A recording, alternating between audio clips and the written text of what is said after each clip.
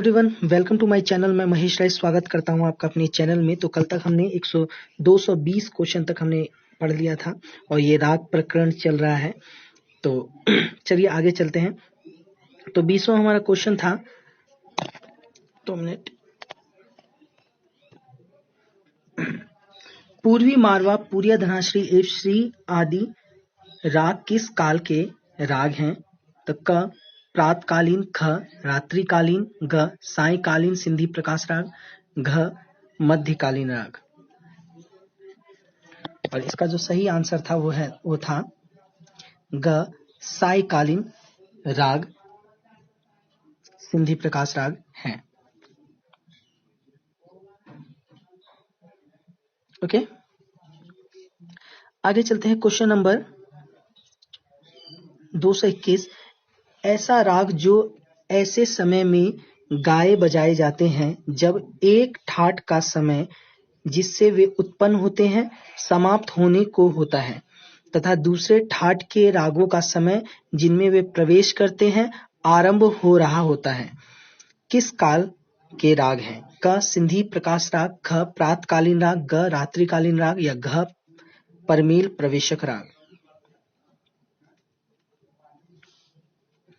तो इसका जो सही आंसर है वो है घ परमेल प्रवेशक राग होते हैं ऐसे। ठीक है,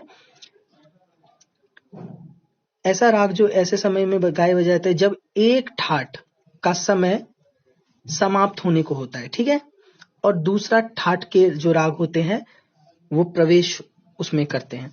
तो ऐसे राग जो होते हैं वो परमेल प्रवेशक राग होते हैं, जैसे जय जयवंती हो गया और मारवा हो गया। आगे चलते हैं। Question number 222। जय जयवंती तथा मारवा किस काल के राग हैं? क सिंधी प्रकाश राग, ख सायंकालीन राग, ग परमेल प्रवेशक राग, घ रात्रिकालीन राग।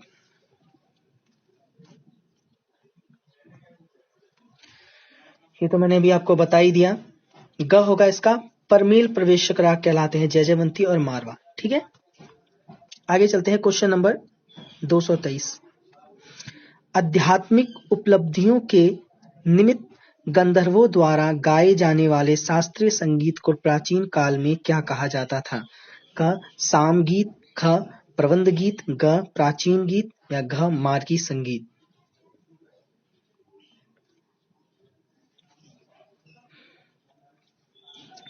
तो इसका जो सही आंसर है वो है घ मार्गी संगीत कहा जाता था। ओके, आध्यात्मिक उपलब्धियों के निमित्त गंधर्वों द्वारा गाए जाने वाले शास्त्रीय संगीत को, ठीक है, गंधर्वों के द्वारा जो गाए जाने वाला शास्त्रीय संगीत था उसे मार्गी संगीत कहा जाता था प्राचीन काल में। ओके, आगे चलते हैं। थोड़ा सा एक्सप्लेन कर देता हूं जिससे आपको ज्यादा समझ में आ जाए और आपके दिमाग में वो चीज बैठ जाए अच्छे से। Question number 224। मार्गी संगीत के विपरीत जन मनोरंजन हेतु नियमों के बंधन से शिथिल स्थानीयता एवं लोक रुचि के अनुकूल गाए जाने वाले शास्त्रीय संगीत को प्राचीन काल में क्या कहा जाता था? क देसी संगीत, ख भोगी संगीत, ग जनरंजन संगीत या घ लोक संगीत।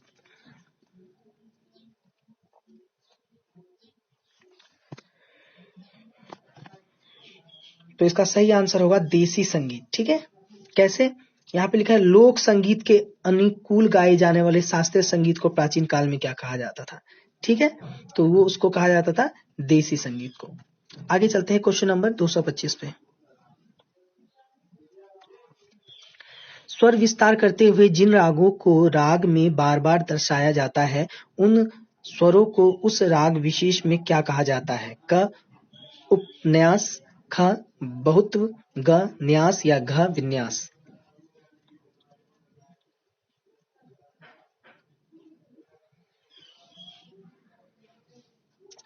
आपका सही आंसर है ख बहुत्व कहा जाता है। स्वर विस्तार करते हुए जिन रागों को राग में बार बार दर्शाया जाता है उसे बहुत्व कहा जाता है, जिसको कम दर्शाया जाता है उसे अल्पत्व कहा जाता है। ठीक है, आगे चलते हैं। Question number 226। राग यमन के स्वर विस्तार में जब हम पम ग म प ध म पम ग स्वर का प्रयोग करते हैं तो इस स्वर विस्तार में बहुत्व स्वर क्या है? तो क प ख ध ग ग घ म, तीव्र म। ठीक है, तो इसका आपको बताना है क्या है इसका आंसर।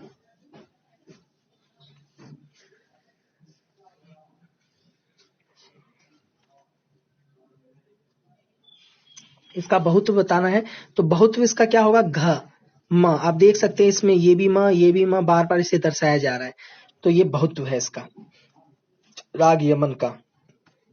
आगे चलते हैं। क्वेश्चन नंबर 227, किसी राग विशेष का स्वर विस्तार करते हुए किसी स्वर का उस राग में उस स्वर के वर्जित ना होने के कारण जब हम प्रयोग तो करते हैं पर अल्प महत्ता दर्शाने के लिए उस स्वर का ना तो बार बार प्रयोग करते हैं और ना उस पर ठहराव ही करते हैं, तो उस स्वर विशेष का उस राग विशेष में क्या माना जाता है? क दीर्घत्व, ख अल्पत्व, ग संन्यास, घ विन्यास।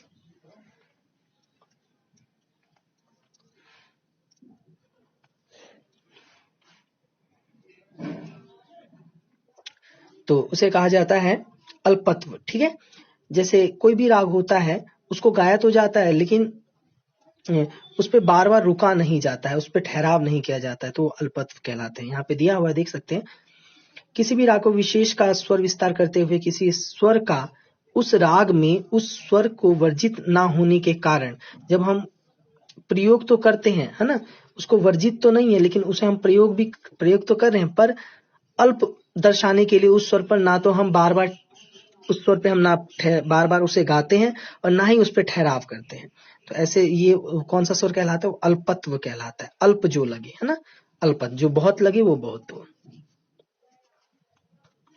आगे चलते हैं, क्वेश्चन नंबर 228,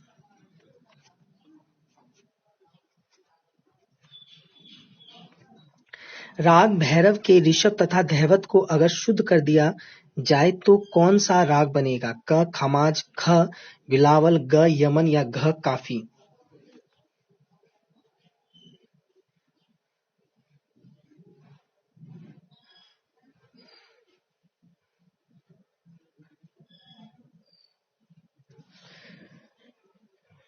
इसका सही आंसर है ख बिलावल।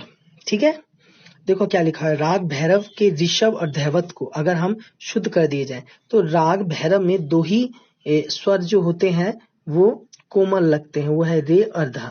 ठीक है, और यही इन दोनों को अगर हम शुद्ध कर देंगे तो सारे स्वर क्या हो जाएंगे? शुद्ध हो जाएंगे। और सारे शुद्ध कौन से राग में लगते हैं? तो राग बिलावल में लगते हैं, तो इसका सही आंसर राग बिलावल होगा। आगे चलते हैं, क्वेश्चन नंबर 229 पे। ठीक है, राग यमन के तीव्र मध्यम को हटाकर शुद्ध मध्यम का प्रयोग करने पर किस राग की उत्पत्ति होगी? क बिलावल, ख तोड़ी, ग बागेश्वरी, घ आसावरी।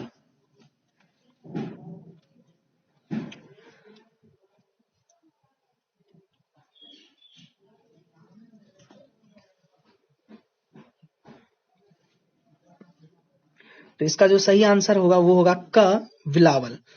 इसका भी बिलावल इसलिए होगा कि राग यमन जो है उसमें तीव्र मध्यम का, कल्याण ठाट का है इसमें, और तीव्र मध्यम का इसमें प्रयोग किया जा रहा है, तो इसमें बोल रहे हैं कि अगर तीव्र मध्यम को हटाकर हम शुद्ध मध्यम का प्रयोग करें तो वो भी बिलावल हो जाएगा, इसलिए क्योंकि इसमें तीव्र लग रहा है और सारे स्वर शुद्ध हैं। यमन में तीव्र म लगता है और सारे स्वर शुद्ध हैं और संपूर्ण जाति का है।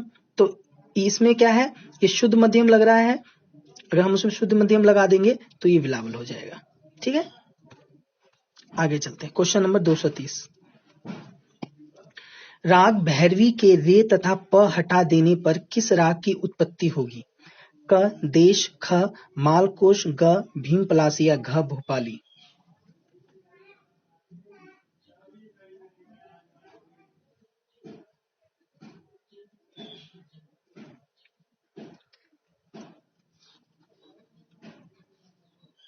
तो इसका सही आंसर है मालकोश। फिर से देखते हैं एक बार। राग भैरवी के रे प हटा देने पर किस राग की उत्पत्ति होगी? तो मालकोश की उत्पत्ति हो जाएगी। अगर उसमें रे और प हटा देंगे तो क्या हो जाएगा? रे प मालकोश में क्या होता है? वर्जित होता है। तो फिर क्या बन जाएगा हमारा? ग उसमें कोमल होता है, भैरवी में भी, और इसमें भी कोमल लगता है। और इसमें ध कोमल लगता है, तो मालकोश में भी ध कोमल लगता है। तो इस तरीके से मालकोश बन जाएगा और है भी और बहुत ही अच्छा राग बन जाएगा। ठीक है, तो इसमें मालकोश ये बन जाएगा। आपको इस तरीके से आपको रागों का नॉलेज अच्छे से होना चाहिए, तभी आप राग के प्रश्न कर पाओगे। और राग को करने के लिए आपको उसका अभ्यास करना जरूरी है ना। उसकी आप कितनी भी थ्योरी पढ़ लोगे, कितना थ्योरी माइंड में रखोगे? हाँ, कम से कम आपको 30 राग तो रखने पड़ेंगे। 15 राग दिए गए हैं सिलेबस में, तो उसी 15 को कर लीजिए। लेकिन ये होता है ऑप्शन में आप जिन रागों को देखोगे वो सिलेबस का नहीं होगा। ठीक है, आंसर सिलेबस का होगा हमेशा। ये याद रखना कि जब भी राग के क्वेश्चन दिए तो 15 टीजीटी में 15 दिए गए हैं, है ना। राग टीजीटी यूपी टीजीटी के लिए जो राग दिए गए हैं सेक्शन में, वो 15 राग दिए गए हैं। अब 15 राग तो ऑप्शन में आप यही याद रखना, एक तो कि अगर आपको नहीं आता है तब मैं बता रहा हूँ कि ऑप्शन में देखना कि जो सिलेबस में राग है उसके अकॉर्डिंग आप लगाना। अगर आपको नहीं आता है तो, अगर आपको आता है तो फिर आप देखिए उस चीज को। ऑप्शन में तो आपको कोई भी राग दिया गया होगा। ठीक है, ये कोई जरूरी नहीं आपको ऑप्शन भी वही दिया जाएगा जो सिलेबस में होगा, ऐसा नहीं होता। ठीक है, क्वेश्चन सिलेबस में से पूछे जाएंगे। आप समझ रहे हो ना मैं क्या कह रहा हूँ, कि क्वेश्चन सिलेबस में से आएगा, इसलिए आप सिलेबस को अच्छे से पढ़ो। क्वेश्चन हमेशा सिलेबस में से आएगा, लेकिन ऑप्शन कहीं से भी आ सकता है। और ऑप्शन कहीं से भी आ रहा है तो ये मुश्किल चीज नहीं है, या आसान चीज है। अगर ऑप्शन बाहर से आ रहा है तो वो आसान चीज होगी, ना कि मुश्किल। आगे चलते हैं क्वेश्चन नंबर 131 पे। राग भैरव के गंधार और निषाद को अगर शुद्ध की जगह कोमल कर दिया जाए तो किस राग की उत्पत्ति होगी? क यमन, ख वृंदावनी सारंग, ग भैरवी, या घ देश।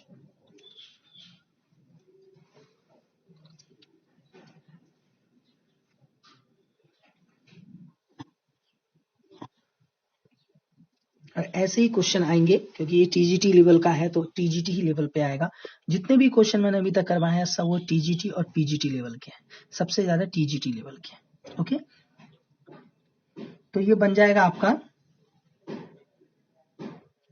भैरवी। ठीक है, अब देखिए आपको ऐसे ऐसे जब होता है क्वेश्चन, उसमें आपको ये हमेशा याद रखना है कि किसमें शुद्ध कोमल लग रहा है। शुद्ध कोमल आपको याद होगा तो ऐसे क्वेश्चन आप कर लोगे। ठीक है, अभी जितने भी क्वेश्चन आ रहे हैं। अब ये देखिए क्या कि राग भैरव, हाँ, के ग नी को अगर हम शुद्ध, है ना, राग भैरव में जो ग और नी है वो शुद्ध है, इसको अगर कोमल कर देंगे तो क्या हो जाएगा? वो भैरवी बन जाएगा, क्योंकि रे और ध भैरव में तो पहले ही से कोमल है। और यहाँ कह रहा है कि ग और नी और हम कोमल कर दें अगर, हाँ, तो ये चारों कोमल किस में लगते हैं? भैरवी में लगते हैं, तो ये राग भैरवी बन जाएगा। ठीक है, और इसी तरीके से आते रहेंगे। और आजकल आपको एक दिन के बाद एक आपको वीडियोस क्लासेस होंगी, लगातार वीडियो क्लासेस नहीं होंगी, एक दिन के बाद एक होंगी। ओके, और शाम को 7 बजे वीडियो आ रही हैं, तो आप मॉर्निंग का टाइम मैंने हटा दिया है, शाम को 7 बजे वीडियो क्लासेस होंगी। तो 231 तक हो गया है। आगे चलते हैं क्वेश्चन नंबर 232 पे। वृंदावनी सारंग के आरोह में शुद्ध निषाद नी की जगह अगर कोमल धैवत लगा दिया जाए तो वह किस राग का आरोह बनेगा? क आसावरी, यमन, फिर खमाज, फिर कामोद।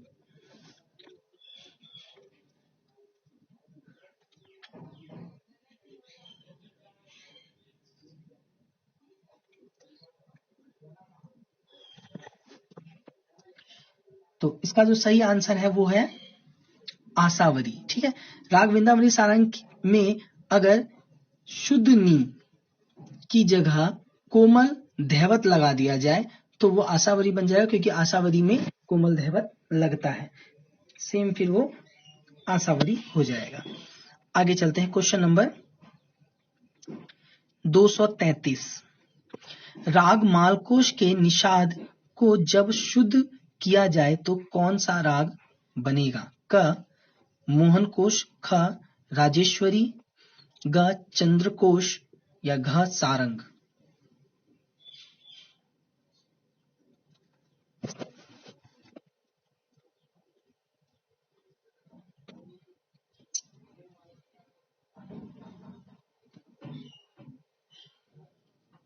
तो ये बन जाएगा आपका ग आंसर इसका है चंद्रकोश। राग मालकोश में नी को अगर हम शुद्ध किया जाए तो कौन सा राग बन जाएगा? तो ये सिंपल सा राग है कि इसमें आपका मालकोश में कोमल लग रहा है और उसमें शुद्ध लग जाता है। ये भाई बहन की तरह ये दोनों राग है, मालकोश और चंद्रकोश। ठीक है, मालकोश में नी कोमल लगता है, चंद्रकोश में नी शुद्ध लगता है, बाकी सब कुछ वैसा ही रहता है।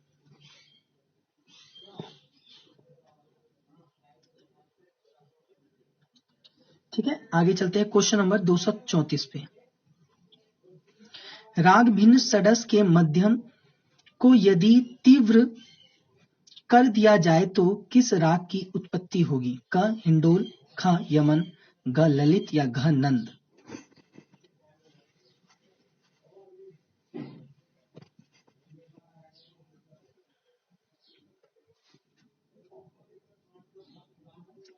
तो का होगा हिंडोल। राग भिन्न के मध्यम को यदि हम तीव्र कर दिया जाए तो किस राग की उत्पत्ति होगी? राग भिन्ना षड्स के मध्यम को अगर हम तो वो हिंडोल होगा। ठीक है, अगर इसमें म ही का फर्क होता है, सिर्फ म को आगे तीव्र मत कर देंगे तो हिंडोल बन जाएगा। आगे चलते हैं क्वेश्चन नंबर 235 पे। यदि मालकोश के स्वरों में पंचम को जोड़ दिया जाए तो किस राग की रचना होगी? क पठदीप, ख गोपिका वसंत, ग मधुवंती या घ धानी।